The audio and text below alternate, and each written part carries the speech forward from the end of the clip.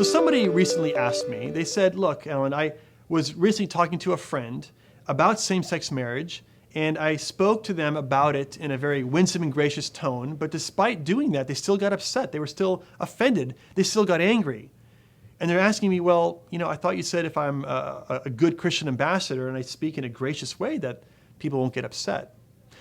Well, first of all, let me just say I'm sympathetic to your situation. This happens to me all the time. And sometimes no matter how kind, no matter how gracious, no matter how soft-spoken you are even, people will get upset. And the reason is because sometimes just the content of what we're talking about is going to be difficult for people to swallow. And especially with the topic of same-sex marriage, right? There's a lot of emotions and a lot of tension in the culture about this issue right now. And so it's somewhat understandable that people are going to get upset about it no matter how you say it, okay?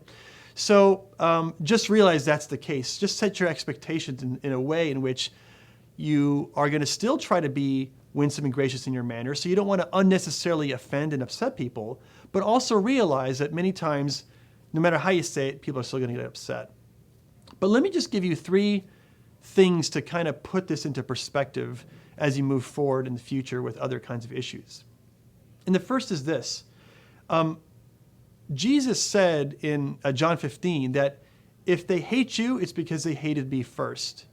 And what he's talking about here is saying, look, if you are a person who follows Christ, if you are his follower, and you accept the things that he teaches, then you got to realize people in the world is going to hate you because you're not of this world. And the principles and the ideas that Jesus taught that we are also trying to communicate to the world are going to be foreign and just on their own are going to be hostile to the truths that other people believe. So you just have to realize that that's just part of the nature of the game.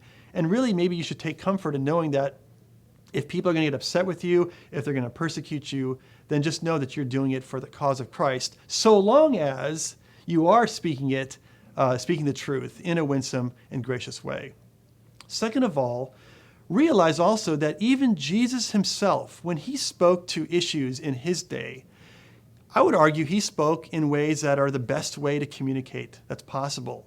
And yet, despite Jesus himself, God incarnate, communicating, people still got upset. In fact, they lifted stones to kill the man.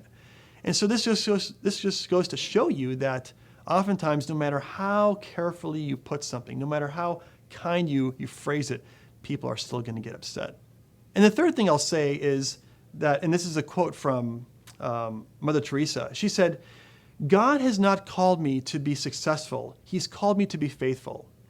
And what's important to recognize is that it's our job as an ambassador for Christ to proclaim the truth in a persuasive yet winsome and gracious manner, and then we really leave the results up to God. In other words, it's not our job to convert people. It's not our job to change their minds. It's not our job to make people be believing of our arguments. That's God's job. That's God's job. We leave the results up to him.